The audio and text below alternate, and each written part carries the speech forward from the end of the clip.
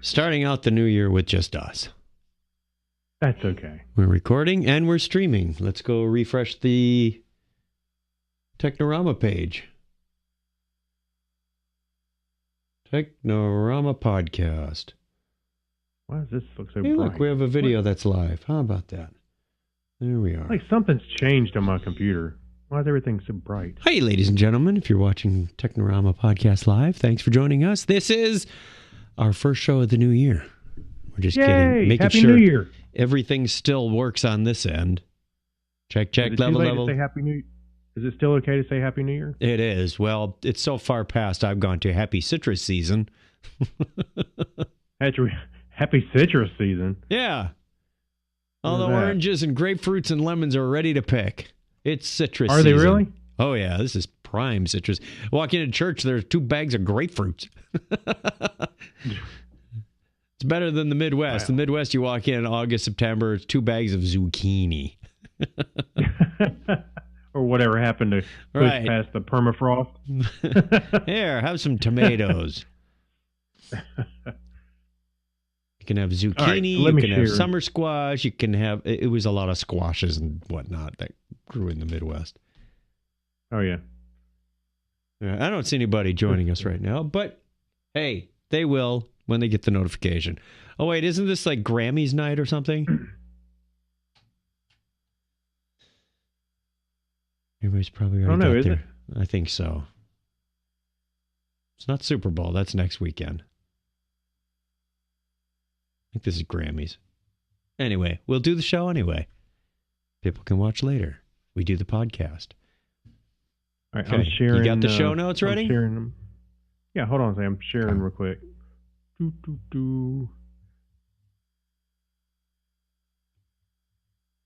take this and throw it behind me.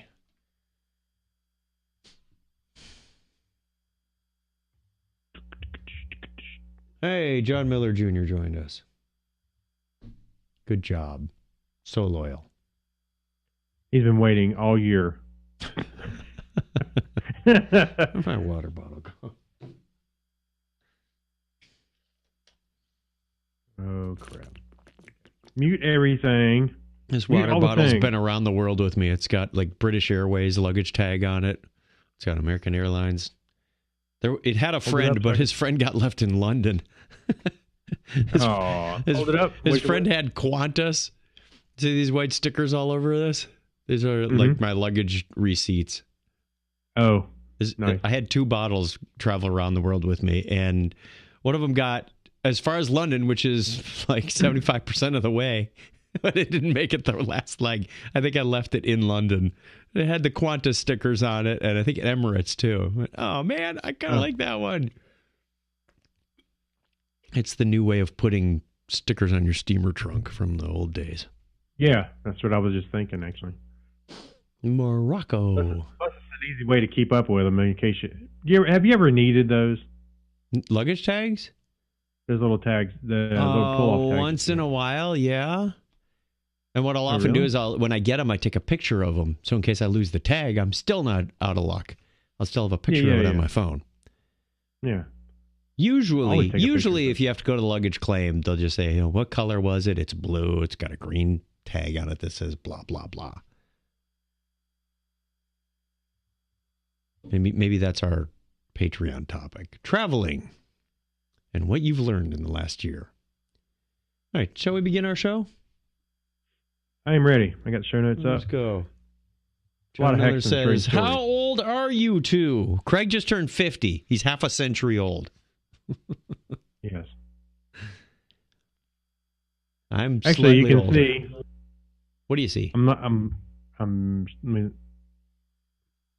There you go. Right. Oh, there's the balloons. Right there, you can see my balloons. You moved the Technorama banner. Oh wait, you lost that at Dragon Con, didn't you? Yeah, that's what I'm saying. You haven't replaced the Technorama banner. Well, I need to get in touch with Signs-O-Rama. I don't know if they still have it. There's a Sign-O-Rama store all over the place. All I did is give him a big old JPEG. There is but you ordered it, and we can maybe they still have it. I would order another. The one in Appleton? I wouldn't go there. You don't need to go to the original store. You can just go anywhere. In fact, Do you you go have to your FedEx Kinko's and get another one for about $50.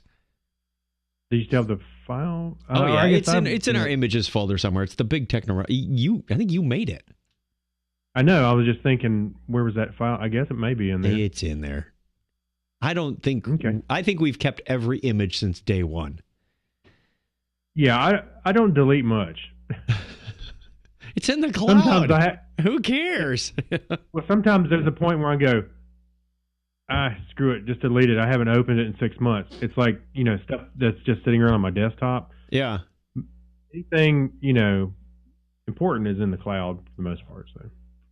Alrighty. Let us begin. Here we go. In 5, 4, 3. Technorama episode 555. We're back. Good morning, folks. This is your captain speaking. Technorama. Remember when? Technorama. On this day in tech history. Tech. And now, the news. Tech. What the chuck? Technorama. Welcome to Blockhead Video. Where's my mic? There. Can't find my button. Over there, in the media corner. Technorama. Hold my beer and watch this. Unfasten your seatbelts and disregard all safety rules. Here are your flight crew, Chuck and Craig. And we are off to another wonderful good start. Happy New Year, everyone. This is our first Technorama of the new year. And apparently when I hit the mute button, it didn't work. It was supposed to say, Mrs. Williams asked me to come and get an AV cart with an overhead projector. But Yeah, when I hit mute... I worked on that line for like an hour. And then you skipped over. I didn't skip over it. I started saying it and nothing came out. So I hit the Right. mute button like 3 or 4 more times and then... Well, anyway, you heard what happened. Welcome to Technorama. Yeah. This is the show that takes a lighthearted look at tech, science, sci-fi, and all things geek. If this is your first time joining us, thank you very much. If you're a returning guest, welcome back. We appreciate you giving us your time. I am Chuck Tomasi. Joining me, as always, is the wonderful, immutable Craig Stepp. How are you, Craig? I'm good. Immutable. No, I got a cold this year. Immutable? Means you can't be changed. Oh, yeah, right. No, I can't be changed. Despite you had another birthday. I did. I had a big one, actually. Craig reached the big milestone. Yeah. The big one. I made the big 50, but you know what? Woohoo. As I posted on Facebook, I'm still going to act like I'm young and stupid. So and I said you're only as old as you act. That's right. That's right. Which makes us about 14 or 12 or something. Yeah. Well, I at least want to be 21. So I can buy some alcohol. No, I'm acting all of 14 as long as I can. Okay. You're going to stand outside you're going to be the kid, you're going to be the 50-something-year-old standing outside the store trying to get somebody to buy you some alcohol inside. You see, you have to be young enough to have no sense of fear. That's the and you just really don't. That's what happened Thursday night. We were at sales kickoff in Las Vegas for ServiceNow, and Thursday night was the big final night party. And they had 2 venues. We were in Las Vegas, right near the big Ferris wheel. There's kind of a little alleyway that goes down there, and there's some stores and shops and bars and clubs and whatnot. And we had 2 venues. One was not the Yardstick, the Yard House. The Yard House. Walked in there, people holding trays full of wine and beer. And when I walk in, the night was still young, so it wasn't very full. I could see the band starting to set up, and I said, "This place is going to get loud. It's going to get really loud."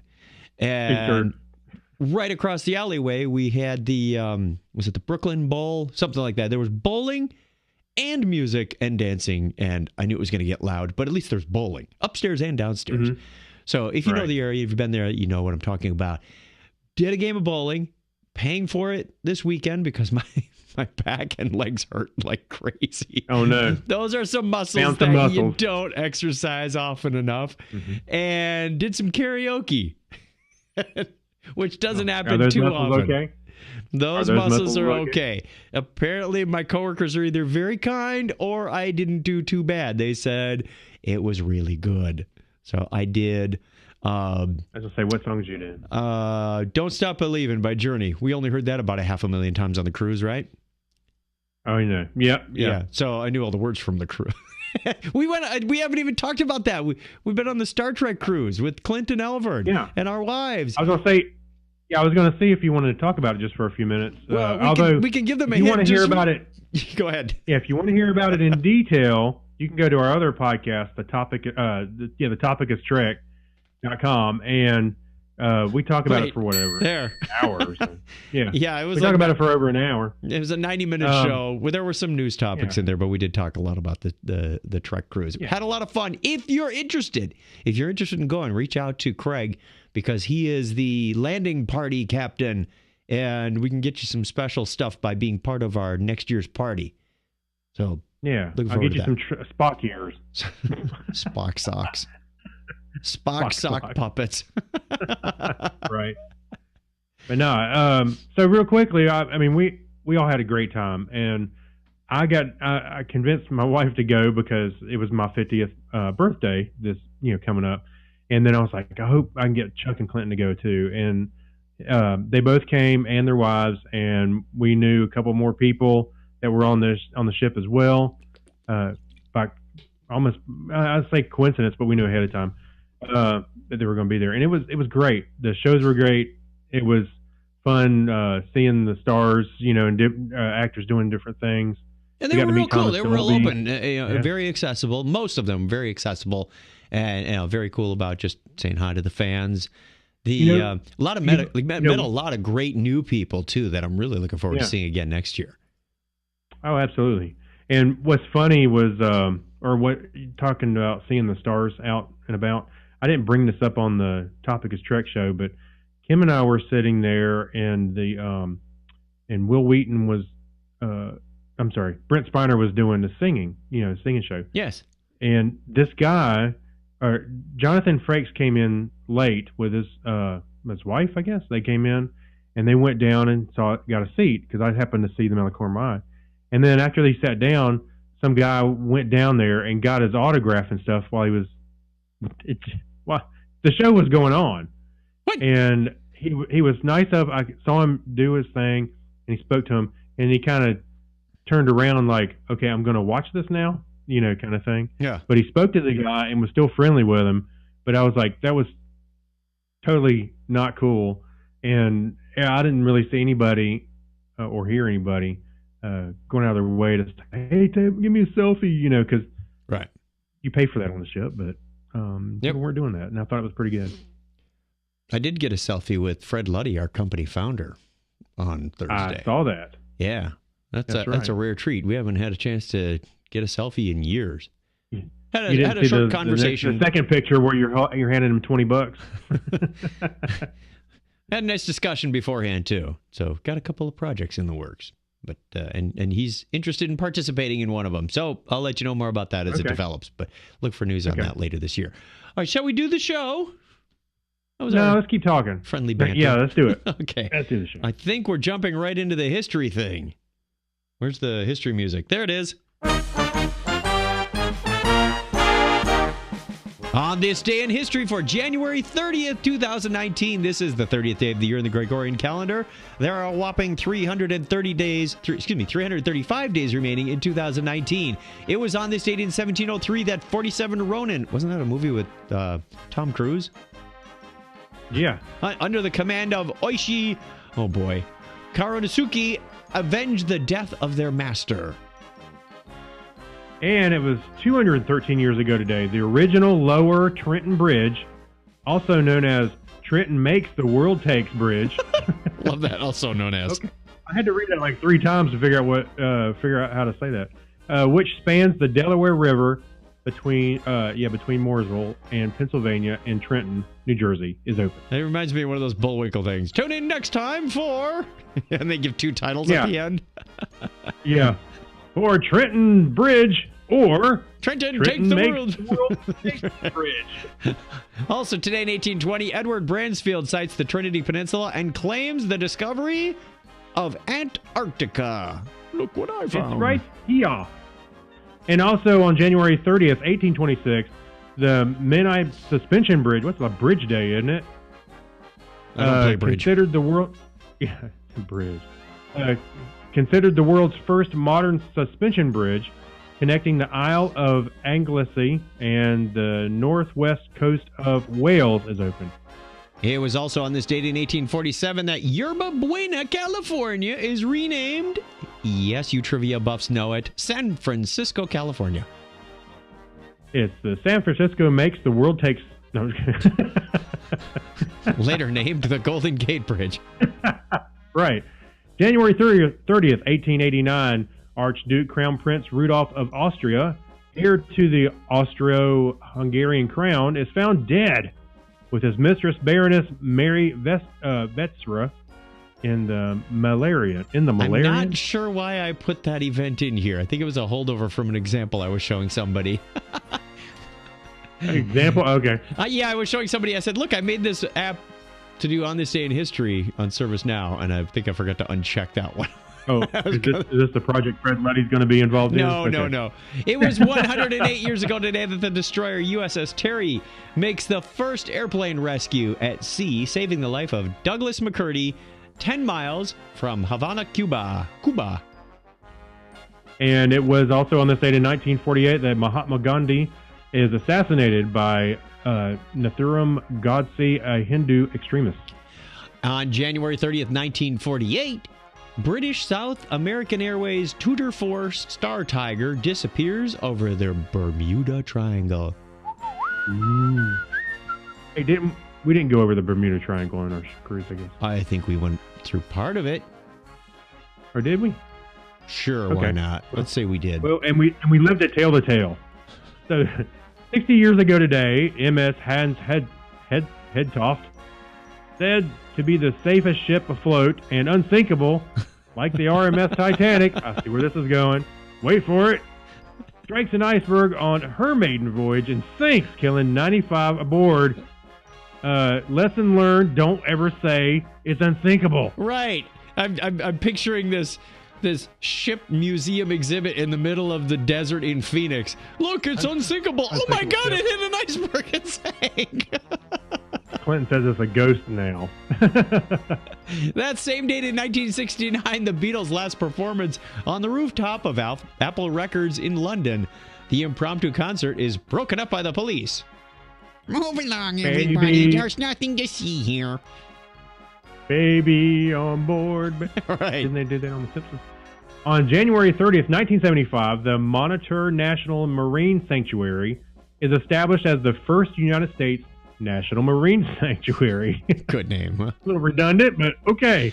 It was also on this date in 1982 that Richard Skrenta writes the first PC virus code, which is 400 lines long and disguised as an Apple boot program called Elk Cloner. So we need more elks.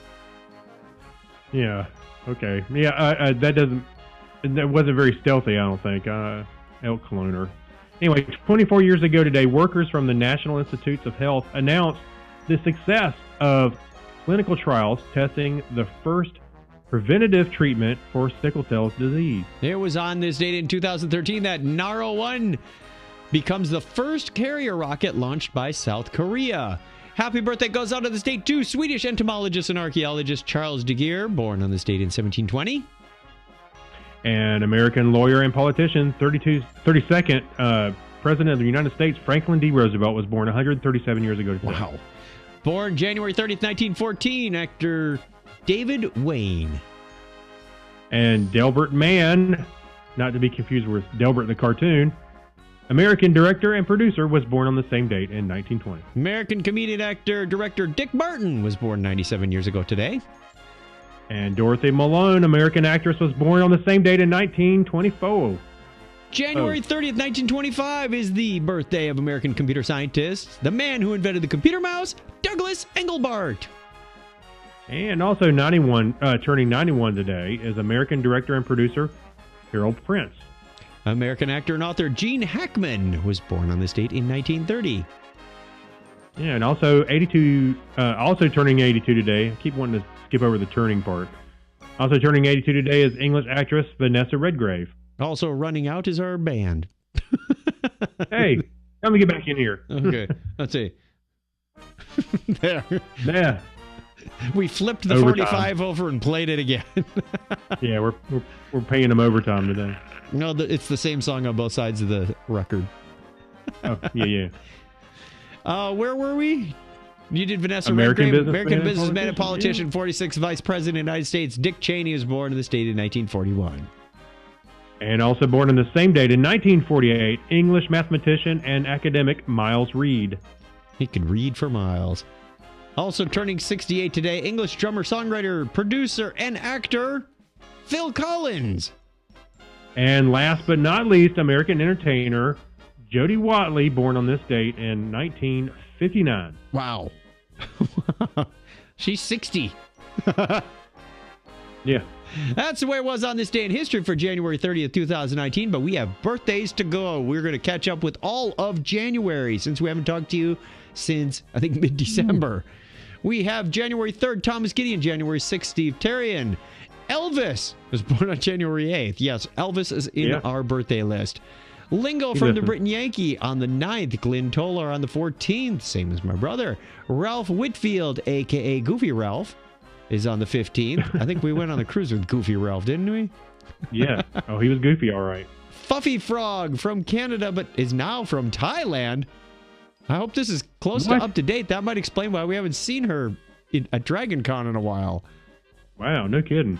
I wonder if Dragon Con in Thailand exists and has different dragons, like the Chinese dragons. Anyway, she's on the 17th. Yeah, parade. Michael Rabelais, Stingray 42, is on the 21st. January 22nd is the birthday of TAW02294. What is that? Is it a meteor, comet number, asteroid? TAW0. Yeah, it's like one of those designations that NASA gives a new planet. NGC 2019. Anyway, Kathy Luke from Illinois is on the 23rd, as is Chris Moody from Patio Media Chat. Keith Lane is also on the 23rd. We missed Keith's birthday. He should have been here to celebrate. Oh, man. He's on the 23rd. 24th is Cynthia Fry. 25th is some guy named Craig Stepp. I wish he'd call in or let us know where. Yeah. Will the computer guy is on the 26th. Did you see his 10-year Facebook picture? I did. That was interesting. He's gotten like the full beard thing going. Mark in Memphis on the 27th. 27th is also Chip Burkhead from the Scotchcast. And on the 29th of January is Sarah P. from NJ, who was born in OK, moved to VA, married Brad P., moved to NJ, and now is back in VA. What? That's exactly what I think I followed that. I think I followed that. Oh, that was priceless. Thank you, Brad P. and Sarah P. for putting that in there. That was awesome. Happy birthday to you on the 29th. Oh, we have the February birthdays because it's coming up this week. And we're not going to get back to it for a while. Matt Baum, a.k.a. Racer X. Pittsburgh, PA. Brandon Kirkwold from Minnesota is on the 1st. The 2nd has 3 birthdays. Gary Lindros, longtime listener, good friend of the show. Chuck Provenzano, a.k.a. Podlurker, a.k.a. Chuck's evil twin. Oreo Cookie Monster is our 3rd person rounding out the birthdays on the 2nd. And Ewan Campbell McGregor from Scotland, UK on the 3rd. Happy birthday to all of you. If you want to be on the birthday calendar, if you're watching the video, you can see it right there on the bottom of the screen. chuckchat.com/wiki. Or if you're just listening, go to chuckchat.com/wiki. Get your name on the birthday calendar. We'll give you a shout out at the appropriate time of year. I'm going to fade this out, man. I think that's the longest we've ever run that song. If I'd known it was going to be that long, I would have put in the... Let it go for the whole show. Yeah, I would have put in the 14-minute version that I have. Phew. We are well into this show. Let's get a news story out there. Would you like to talk about drones and clones of drones and crowds? Why not? Okay. Why not? Oh, wait, we got to do a news drone thing. On about it. What kind of news is this? Is it good news? Yeah, Okay. sort of. Depends on your point of view. That'll do. Go. Oh, you want me to talk about it? I said okay. you want to read it. you I thought you start. said yes. Okay, go ahead. Okay, so a new batch of drone rules may soon allow flying over crowds. I do not know if I agree with this or not, but here we go. Unmanned delivery drones are one step closer to reality. The federal government on Monday released a set of proposals that could see civilian drones fly over crowds and end the need for permits over for night flights. I So love currently- that show. Didn't you remember watching that in the 80s? Night flights. Yeah. So currently, that was the video. What video? Night flights. Anyway, currently the federal broke me. The Federal Aviation Administration rules that civilian drones can't be flown over people. At least they fall out of the sky and injure unsuspecting people below.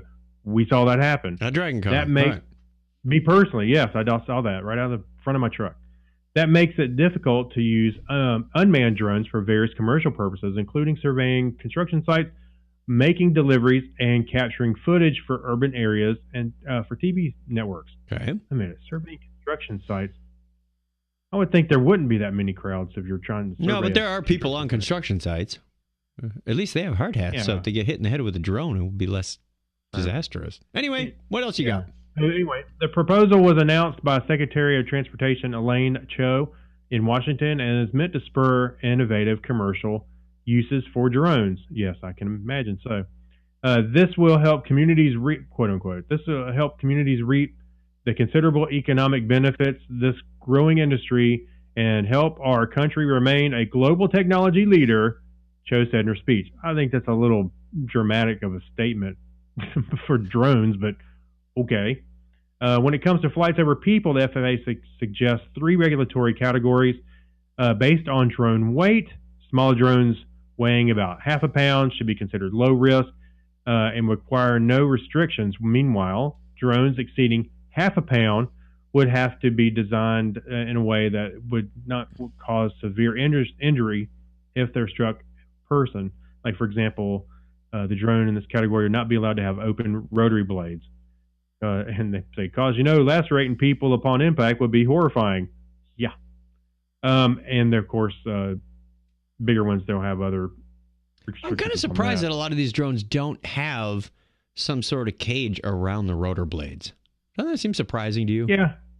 There are some, and I've seen them, but yeah, you would think more of them would have it. Right. But part of it is portability. So you want to be able to, like the Mavic 2 that they're showing in the picture. Yeah. You should be able to fold it up. It almost folds up on itself, and you can just put it in a backpack. But if it had a cage on it, you may have to disassemble something or just be bulkier. So that's why a lot of them don't have cages. But I have seen some, and they don't. I mean, they look like. They look fine. They don't look huge, but I can see where it cuts down the portability. But anyway, you probably see more of them because of these rules, though. So the article goes on to say, up until now, night flights have been allowed. Operators had to obtain permits. The proposal would do away with the need for permits, providing special testing or training had to be completed. The drones would also have to be equipped with special lighting with visibility for 3 miles. Wow. That could be some 3 miles? Well, it's going to tax the batteries on these things. Maybe, not necessarily. I mean, we put some pretty bright LEDs in Santa's eyes for the parade. They're visible quite readily in the day. Yeah. And he gets by on 4 AA's for quite some time. Well, I'll tell you, though, and like we just talked about briefly, was that I was driving the truck in the parade, and I remember thinking before we even got left, there was the guy screwing around with a drone. I kept thinking, that's not good. I know that I have a friend that does real estate videos with drones. He went through the process and got his permits, and I don't know if it was a license or whatever, but he got he was trying to stay legal because he's doing this as a business. And I remember thinking about that drone. I was like, he shouldn't be doing that over this because you never know what's going to happen. Well, sure enough, it went many people. Hey, yeah, it went off to the side. Yeah, and it's because there's so many people. It went off to the side and skipped across a couple people's heads and then going over a fence. I'm like, this is exactly what I was foreseeing happening. So maybe I don't know if anybody got hurt. Maybe you caused it, Craig. It wouldn't have happened if you hadn't thought about it. Yeah, like Professor Xavier did. But anyway, that is exactly the thing. I mean, no, I don't know. I have a problem with the parade. I wouldn't do drones at the parade. No. And this is going to invite that. This is going to invite that. All righty. We have some Hacks and Strange stories coming up, but we're going to take a quick break, a real short break. Be right back with the Hacks and Strange stories and a Remember When. And, of course, we have a shout out to our patrons, and we have a new one. So stick around. Oh, we sure do. We'll be right back.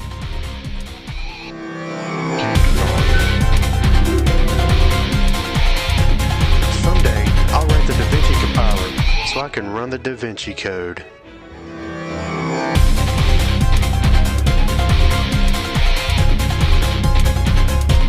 This is Ronald D. Moore from Battlestar Galactica, and you're listening to Technorama.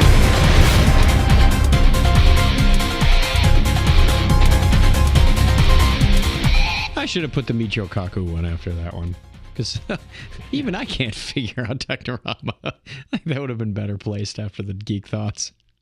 I have a feeling that was one of my geek thoughts where I was just kind of grasping. Most of them are. We were grasping. Every now and then we come up with another one. All righty, here's one that speaking of old things, you just don't want to deal with. The world's oldest lie detector. You know what the world's oldest lie detector is? Licking a woman. Hot metal. Oh.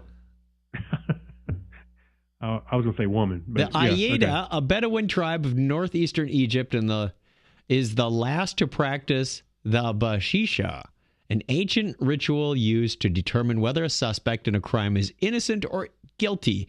They have to lick a red-hot spoon or rod in the presence of tribal authorities, and if their tongue blisters, they are guilty. If it's left unscathed, they are innocent.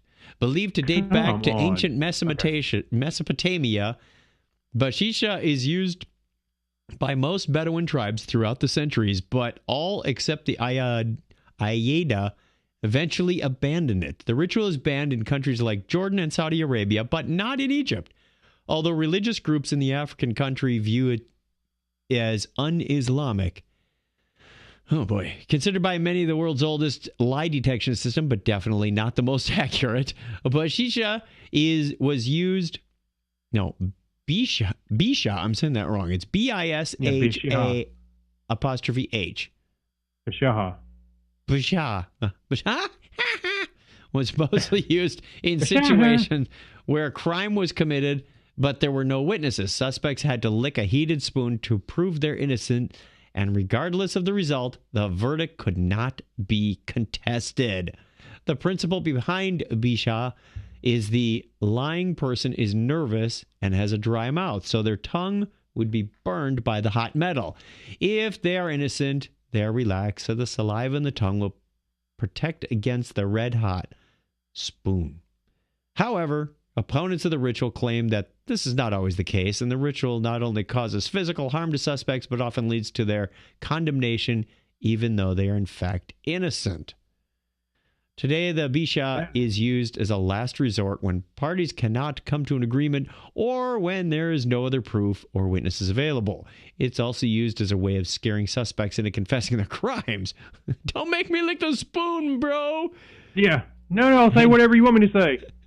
And bringing unsolved disputes to a close. For example, if a plaintiff accepts compensation for the subjects before the ritual is carried out, there is no need to move on with the Bisha.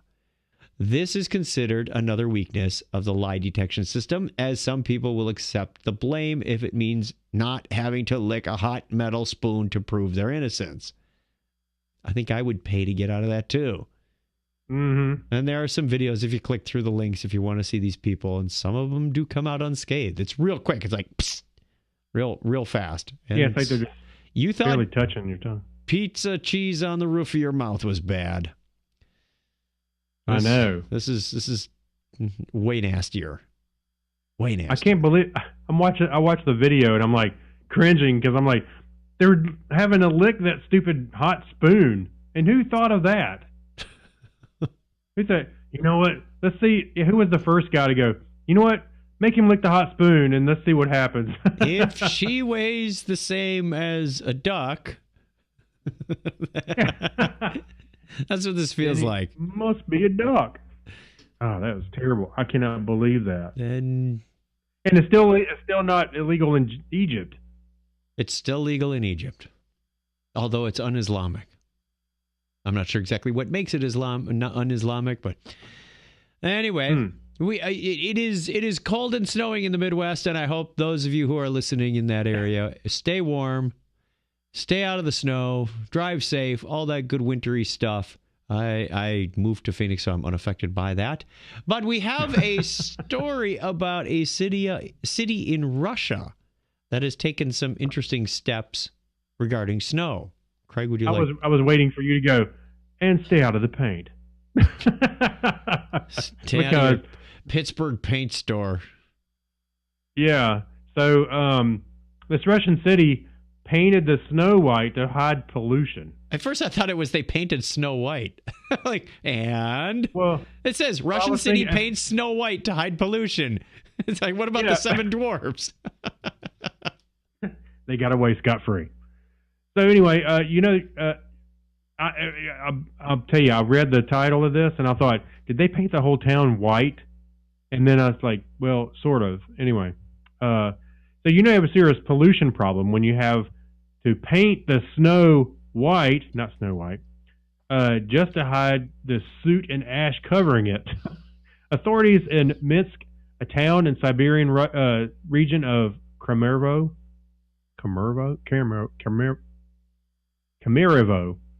Anyway, I'm just gonna let you came under fire.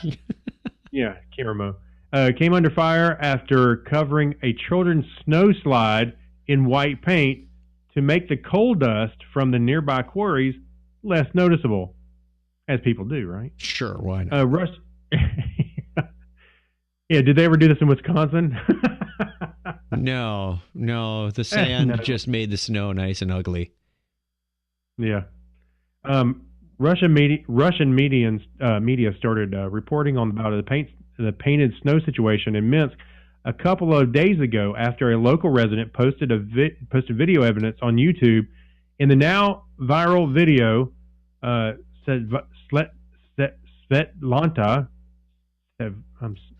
This is more fun than the On This Day in History. Shut up. Svetlana Selnina, sounds good enough, demonstrated how merely touching the snow with her hands leaves her fingers covered in sticky white substance, which she believes to be water-based paint. She added that parents whose children have used this live reported that left them looking like Indians wearing war paint. So you will see the stains. It even sticks. I sort of say Sylvania. So Selenia said in the video showing her viscous paint on her fingertips. Apparently, city workers tasked with building the snow slide as a winter attraction for kids could not find any clean snow anywhere around town. So they decided to simply paint the pollution snow instead to cover up the soot and ash from the nearby quarries. You know what? During our event called Christmasville, where we they turn the town over to Christmasville, they redecorate downtown and everything, and they have different events and stuff. They do a snow thing, and I got pictures of Harrison doing it a few years ago. But they would blow some snow, and kids would go out there, and I was just thinking it'd be funny to see my local government paint some snow because we can't make any. Soap chips. No, what do they used to use in Hollywood? Soap flakes. Potato flakes. Potato flakes could be used. Hey, Harrison, go make a mashed potato man. Yeah, wasn't that on the Brady Bunch? They were doing the potato flakes. Anyway. Let's do the next story. This one sounds even better. By the way, what's even better is when they blow that snow and it starts to melt a little bit and you kind of gets a little icy. Then the kids start throwing it around. So, yeah, there's that. Also from Oddity Central, one of our favorite sites for these stories, pastor uses whiskey to get men closer to God. This sounds like a church I want to check out. I was going to say that, there's been times I've had too much to drink and the next day I was praying for relief. So there's that. I have stories about having too much on Saturday night and then having to teach Sunday school on Sunday morning. Those kids got a lesson in hell, all right. Oh, God. Oh, make it stop. We're going to read from our Bibles quietly this morning, kids. To yourself. I think I'm going to send this article to my pastor, see what he says. A German pastor thinks he may have found an effective way to approach men in his community, and it involves one of his greatest passions, whiskey. 53-year-old Thomas Eschenbacher, a Franconian pastor from Hammelburg in Bavaria, has long been looking for ways to approach the men and talk to them about God and the Christian faith. Hey, this sounds kind of like what Martin Luther started up. He changed things around a bit. It's not the easiest thing to do, especially in this day and age, but Eschenbacher thinks whiskey may just be the solution to his problem. A big fan of the Scottish spirit, the pastor noticed how easy it was to start a conversation about whiskey during a leisurely whiskey tasting evening with friends and decided to use the same catalyst to get through to men in matters of religion. Oh, so isn't that one of those things you're not supposed to talk to people about, is religion, politics, and sports? Well, let's throw booze in the equation, see what happens. He recently announced... agree with... Hey, by the way, there's a lot of people that think that whiskey is the solution. Right. He recently announced that he was organizing a whiskey retreat for men, and all the 30 available spots were sold out, unsurprisingly, almost instantly. Bible reading events don't really work, but with whiskey, I can reach men. It's a topic that interests them, Thomas Eschenbacher said. This sounds a lot like how they got us to do Bible studies for our church. We call it What Would Jesus Brew? And we go and we combine a brewing lesson with a Bible lesson. So while the water is boiling, we go and do a little Bible study. Once the water gets up to temperature, you throw in your grains or bag of grains or extract, whatever you're doing, and then you go do some more studying. Then you throw in the hops. So there's these breaks where you can do this stuff. And it works out pretty well. I'm fascinated. And then every couple of months, you get to bottle it and drink it. Yeah. You go to a Lutheran church, right? Yes. Yeah. Down the street, there's a Lutheran church from us. And I always told Kim we needed to go there because in October, they have the Oktoberfest, and they got the tents out in the parking lot. I'm like, hey, that's a church I can get behind. That's right. It says, during the 3-hour whiskey retreat scheduled for January 11th, the pastor hopes to use the Spirit not only to start a conversation about faith, but also help participants slow down their life and reflect on their existence. Take a look at the back of your hand really closely.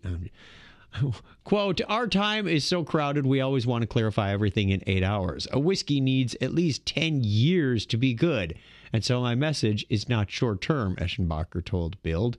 5 different whiskeys will be served during the retreat, 4 from Scotland and 1 from Bavarian. 4 of which will be discussed among the participants and 1 enjoyed in silence. Although Bible passages will be read by Eschenbacher during the 3-hour event, the pastor says that he won't try to force the faith onto the participants. They'll just be a little more open-minded as they're inebriated. You never know what it takes. I'm fine with that.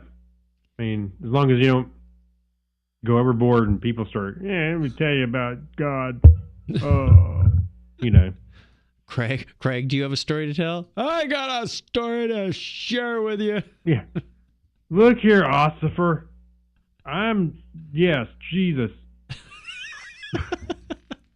Into the pokey. I'm yes, Jesus? What? Yeah. That's my drunk conversations. You've been around me, you know. Yours are more reasonable than most people, surprisingly enough. Right. All right. You remember reading Curious George? Who was the guy who... You stole my joke. Go for it. What was your joke? What else can you think of when you see a story about a man who dresses up in all yellow? Come on. I was going to say, Curious George, unavailable for comment. That's what I was going to say. All right. Anyway, so dead by this point. Yeah, so the yellow man of Aleppo has been wearing only yellow for the last 35 years. I think someone ought to get a hold of the author, H.A. Ray, and see what... He might have grounds for a suit. Oh, bad pun. Oh, I didn't mean that. I was like, a yellow suit. Anyway, this guy, can you... Here, I'm going to read the article. I'm not just going to improvise here. Can you imagine wearing only one color every day for 3.5 decades? Abu Zakur, a 68-year-old man from war-torn Syrian city of Aleppo, has become known as the Yellow Man after wearing only yellow for the last 35 years. Talk about your branding. I thought I had something with the bow tie. Yeah. So the story of the Yellow Man of Aleppo started on January 25th, 1983, my birthday, when Abba Zakur You weren't born in made 1983. No, just the date. No, I wasn't. Way before that. He made the decision to only wear yellow because his eyes were color. Because in his eyes, the color represented love. It's unclear what he did with his old wardrobe, burned it in a fire. But from that day forward, Zakur only wore yellow garments, including underwear, which I'll take his word for that, TMI. and accessories and like neckties and hats, as well as yellow footwear. There's even a picture of him with a yellow umbrella. Yeah, that was the next thing. Even his umbrella and smartphone cover are yellow. Actually, don't they have an iPhone that's yellow? You could get one of those. And when he couldn't find something to match his attire, he simply took a bottle of yellow nail polish and painted it different color item to fit his Yellow Man persona. His mustache isn't yellow. It's white. It kind of goes with it, though. Yeah, why don't you put some fingernail polish on his mustache? What if someone came up to him and said, "What are you, yellow?" Yeah, right. I dare he's you. quoted as, yeah, I dare you. He says that for me, the yellow. Should I do it in the Aleppo accent? Do you even know what an Aleppo accent sounds like? No. I was going to make it up. I do not. I was stunned that you even wanted that challenge. I imagine it sounds kind of like Italian. Yes. Oh, now I really want to hear what your perceived Aleppo accent sounds like. For me, the color yellow represents love or something no one ever done before, and no one ever did. What? I'm not even listening to words there. I think you've now offended half of the country. Sorry. That's the way. Hey, do you even know what an Aleppo accent sounds like? He's from Syria. Hey, but do you know what that sounds like? I'm going to go with more of a Syrian thing. Okay. Not Italian. I believe no one in the world can wear yellow for 35 years, day and night. Indoors. Actually, I sound a little more like I'm from New Jersey or something. I don't. Imagine someone from like Indiana Jones movie. Will that help? Oh, there was a Spanish overdub version of Raiders on the TV. While I was in Vegas, I was flipping channels and came across like, "Hey, it's Raiders." And they were just playing the music as he's about to go in and get the idol. And then I realized, yeah, it's Spanish overdubbed. How well do you know the lines? Oh. Wow. I have to look on. I wonder if that's on Netflix, because sometimes they have. Actually, I do know, because I was trying to figure out what a guy was saying. I was watching The Last Crusade, and I noticed that it had German soundtrack. I like after after he gets across the chasm and he finds the guy stuck through with the stakes and the idols on the ground. He says, "Adios, estúpido." I don't think this is 100% translated, but okay. See ya, sucker. That's funny. Hey, by the way, I do want to say I have one more thought on the man from Aleppo here, because I was just thinking, there's like a crime or something, and guys, can you describe the criminal? He was wearing yellow. Oh, shouldn't be that hard to spot. Yeah. You sure it wasn't green? No. Oh, all right. Blue, yellow. Quick shout out to the chat room. We got Michael King, who just joined. Clinton was on earlier. I think he's still around. John Miller Jr., of course. You and me. And who do you see? Do you see anyone else? That's all I see. Wow. Okay. Really batting 1,000 tonight. Well, it is Grammys night or something, I think. There's a lot of people who get into that sort of thing. And if you want, you can watch us live. If you want to catch us on the podcast later, that comes out on Wednesday, or actually Tuesday night, technically, depending on where you are. Yeah, but you can watch us live if you put your notifications, subscribe to the Technorama podcast page on YouTube, not YouTube, Facebook. That's the one. Facebook, and you'll get an alert when we go live. So it'll say, hey, Technorama podcast is live. We stream live Sunday nights at 9:30 Eastern time.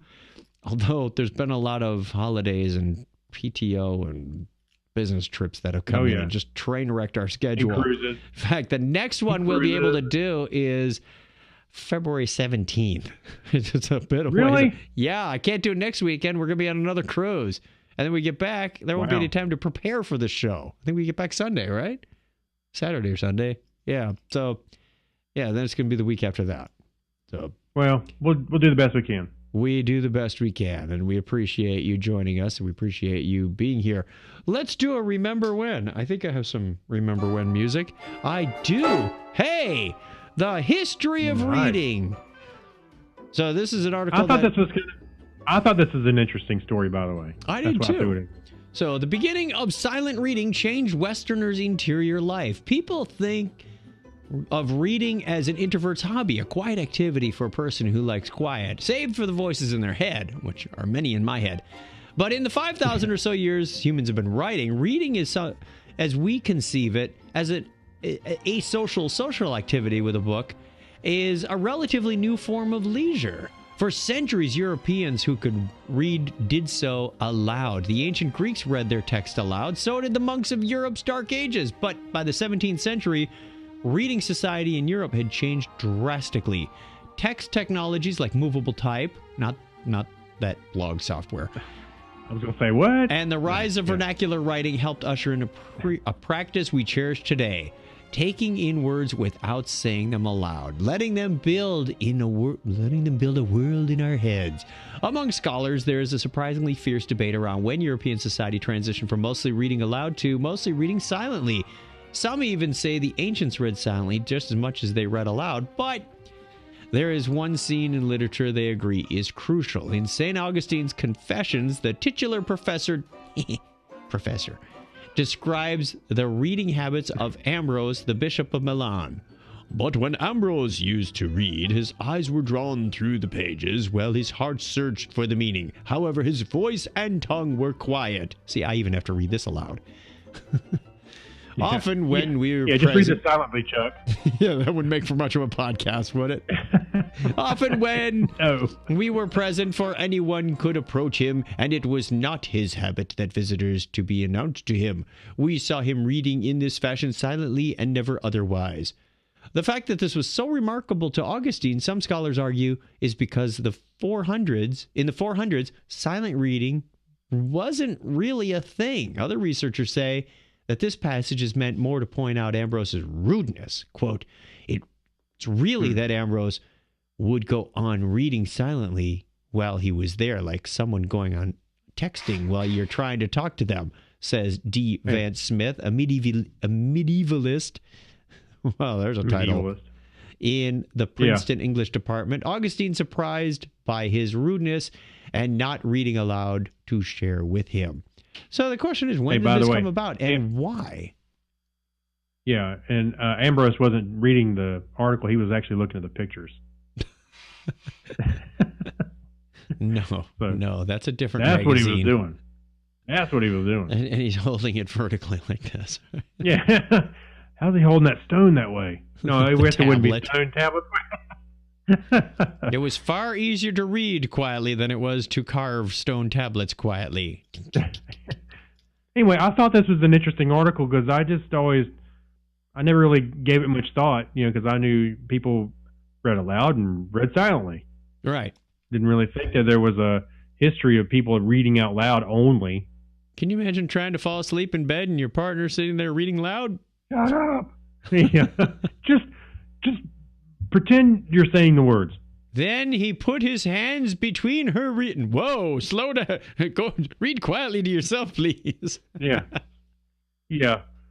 But I don't know. I just thought it was an interesting thing. That's why I threw it in here. It is. Thank you very much. And thank you to our patrons. We have patron music somewhere. There it is. Oh, yeah. Thank you, patrons. Your donations are greatly appreciated. And the cool thing is you only pay when we do a show. Like now. So this would be like the only thing you pay for in July. Thank you. January. Where am I going? I don't even know what day it is. Good thing Donna's here. Keep me honest. She'll make an honest man out of me one of these days.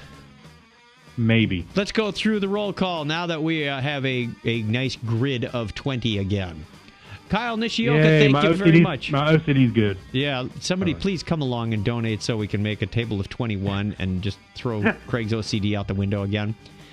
Right. Kyle Nishioka, thank you very much, a.k.a. Mad Marv, Abner Braverman, Ben Vaughn, Mike Wills, thank you, Megapodtastic, Night Gig Studios, Gary Lindros, John Clifford, Leon, John Noble. That John? No, not that John. Yes, Noble. that John Noble. Our John Noble, Chris MC, Alexis Durand, Saturday Morning Media, Steve Therian, Jorgos Rowan, John Miller Jr., Amber Elstad, Harold McKinstry, the return of Amy Bowen. I'm just gonna put it that way. Return. And our newest, greatest patron, Denise Inglis. I'm hoping I'm saying that right. INGLIS. Welcome. Thank you and welcome. We appreciate all of you very, very much because without wonderful contributors like this, the show would eventually, well, how does Michael Butler say it? Die a horrible, putrid, stench-filled death? I think that's pretty accurate. Those of you who are rock and roll geek fans know what I'm talking about. He says it every week and he rattles it off so seamlessly. It's funny. If you would like to throw Craig's OCD for a loop, go to patreon.com/Technorama podcast. And for as little as $1 a show, you can be enshrined on this show with your name. And we have postcards that I still need to send out from the cruise. We've got them signed. I just need to address them and stamp them. Yep. So we're looking for the addresses of... did we get everybody's address yet, Craig? I think we got a few. I think we got most of everybody. Okay. But we'll follow up on that. I only got a couple. I think maybe one or so we haven't gotten yet. All right. I will do my best to get the postcards out of here this week before the next cruise comes up. Otherwise, it's going to be mid-February before I can get these things on the road. And I don't want to have to wait any longer. We were supposed to be having a Christmas gift for you. But wow, this song really starts to take off, doesn't it? I know. I have it in my rotation. I just play it every once in a while. We gotta let it play out. It's got 30 seconds more to go. Let's just roll right into the question of the week. Our question of the week is, if you had a $200 million budget, and copyright was not an issue, what movie would you make? Ooh, good question. Big finish. Baseball's the sequel. History of the World Part 2. Yeah. We're both on the Mel Brooks wagon, so why not? What would you do with $200 million of a movie budget? Now, you got to make a movie. You can't just take the $200 million and do whatever else you want. So that is our question of the week. We will post that to the social media networks sometime before the next show gets going and see what the responses are. I'm curious to see what people come up with. Anybody in the chat room say anything? Nada yet. Clinton says, I see. Is he dressed Woo! Clinton says he's either going to look like the man in the yellow hat or a giant banana. Talking about that yellow man from Aleppo. Yeah. What's that accent sound like? I sense a song title in there somewhere. He's the yellow man of Aleppo. I can't think of anything to hard on a sleeve. Can't think of anything that rhymes with Aleppo. Oh, John Miller Jr. says he would redo the Transformers the movie, the one where Optimus Prime died. Let's make another Spider-Man. Yeah, let's make 5 of them at once and just get it out of our system. Friday the 13th, 153, 54, and 57. We'll skip 55 and 6. They weren't worth making. I want to see some more Freddy Krueger. Oh, man. That's a tough one. Could you take any TV shows and make them a movie? Sure. The IT Crowd, the movie. Alf. Alf. I would say Alf the movie. Hey, if I'm going to invest $200 million, I want to get at least $200 back. I don't think Alf is going Wait. to cut it for me. What if I did an Alf Indiana Jones crossover? How would that work? Well, he kind of fit in with the aliens in the last one. Are there cats? Right. Make sure there's lots of cats. All righty. That brings us to the end of the show. Somehow we got here. I'm not sure what happened.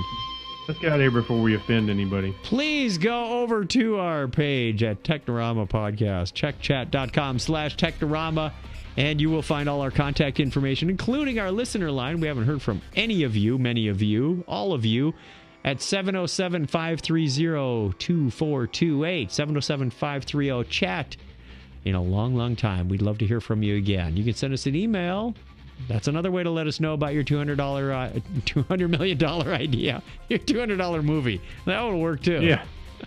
Yeah. What would you do for a $200 movie? And all of our social media account over there. Thank you very much. Thank you to people who send us ideas, interact with us on the pages, all that good stuff. We've got another, we've started out another year, Craig, 2019. Yeah, as you can see that it was Wonderful. well worth taking the time off. Give me a binary high five. Let's get out of here. All right. 101. The end. The record button has stopped. The stream is about to stop. We want to thank you very much for joining us on this wonderful Sunday night and wish you all the best. Stay warm. Stay safe if you're in one of these colder parts of the country. Yes? Hey, by the way, John Miller Jr., I think he's got the seed of a great movie here. Uh-oh. Freddy Krueger versus the cast of Friends. I would pay good money to see that. Transformers versus Muppet Babies. We're just going to make mashup movies now. That'll work. Yeah. All right. Good night, everybody. Good night, John. Bye. Good night, John Boy.